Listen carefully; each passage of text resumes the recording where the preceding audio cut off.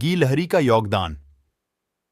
माता सीता का हरण होने के बाद भगवान राम को लंका तक पहुंचने के लिए उनकी वानर सेना जंगल को लंका से जोड़ने के लिए समुद्र के ऊपर पुल बनाने के काम में लग जाती है। पुल बनाने के लिए पत्थर पर भगवान श्री राम का नाम लिखकर पूरी सेना समुद्र में पत्थर डालती है। भगवान राम का नाम लिखे जाने की वजह से पत्थर समुद्र में डूबने के बजाय तैरने लगते हैं।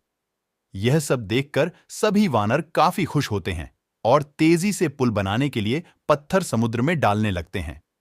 भगवान राम पुल बनाने के लिए अपनी सेना के उत्साह, समर्पण और जुनून को देखकर काफी खुश होते हैं।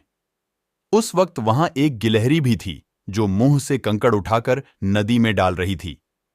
उसे ऐसा बार बार करते हुए एक वानर देख रहा था। भगवान राम भी दूर से यह सब होता देखते हैं।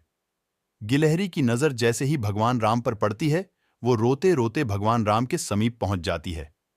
परेशान गिलहरी श्री राम से सभी वानरों की शिकायत करती है।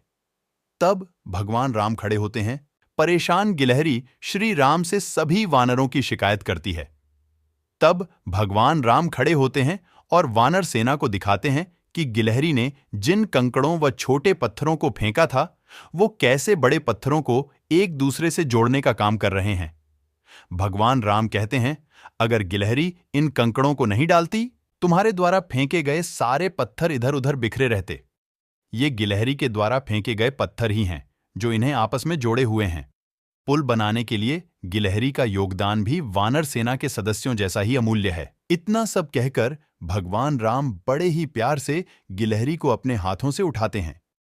फिर गिलहरी के कार्य की सराहना करते हुए श्री राम उसकी पीठ पर बड़े ही प्यार से हाथ फेरने लगते हैं। भगवान के हाथ फेरते ही गिलहरी के छोटे से शरीर पर उनकी उंगलियों के निशान बन जाते हैं। तब से ही माना जाता है कि गिलहरियों के शरीर पर मौजूद सफेद धारियां कुछ और नहीं, बल्कि भगवान राम की उंगलियों के निशान के रूप में मौजूद उनका आशीर्वाद है। कहानी से सीख: दूसरों के कार्य का मजाक नहीं बनाया जाना चाहिए। कार्य में किसी भी तरह का योगदान महत्वपूर्ण होता है। साथ ही दूसरों द्वारा मजाक बनाए जाने के बावजूद आपको अपना आत्मविश्वास नहीं खोना चाहिए।